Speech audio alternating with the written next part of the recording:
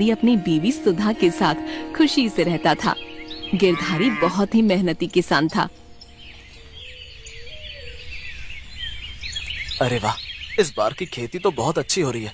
लगता है कि फसल बहुत ही ज्यादा होगी इस बार की खेती से। हमारे कुछ महीने तो आराम से निकल जाएंगे।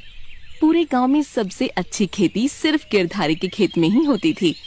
इसीलिए गांव के सभी किसान गिरधारी से ईर्ष्या करते थे। अरे भानु, तूने देखा कि गिरधारी के खेत में कितनी अच्छी फसल हो रही है?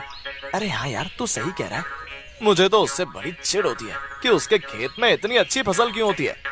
चल प्रकाश, आज उससे पूछ कर ही आते हैं कि ऐसे कैसे सिर्फ उसके ही खेत में इतनी अच्छी फसल होती है। प्रकाश और भानु गिरधारी के पास जाते हैं और उससे कहते हैं, और गिरधारी भाई, कैसा चल रहा है सब?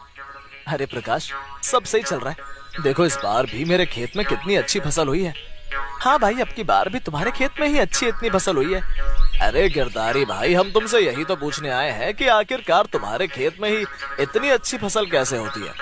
अरे प्रकाश, भानु, ये तो बस मेरी मेहनत और भगवान की कृपा है मेरे ऊपर। हाँ हाँ, भगवान तो बस तेरे लिए ही बैठे हैं ना, झूठा कहीं का। ठीक है भाई, अब हम चलते हैं। ऐसा कहकर वो दोनों वहाँ से चले जाते हैं और गिरधारी भी अपने घर की तरफ निकल जाता है। अरे सुधा, सुधा कहाँ हो? जरा मेरे लिए एक गिलास पानी तो लाना। आज बहुत थक गया हूँ मैं। सुधा गिरधारी के लिए पानी लेकर आती है। अजी, आज तो आपने आने में बहुत देर कर दी। मैं कब से आपका रास्ता देख रही थी। अरे बस सुधा, कुछ नहीं। कल से फसल काटनी है तो उसकी तैयारी करके आया हूँ। चलिए जी, अब आप खाना खा लीजिए। ठीक है, तुम खाना लगाओ, मैं अभी हाथ मुंह धोकर आता हूँ।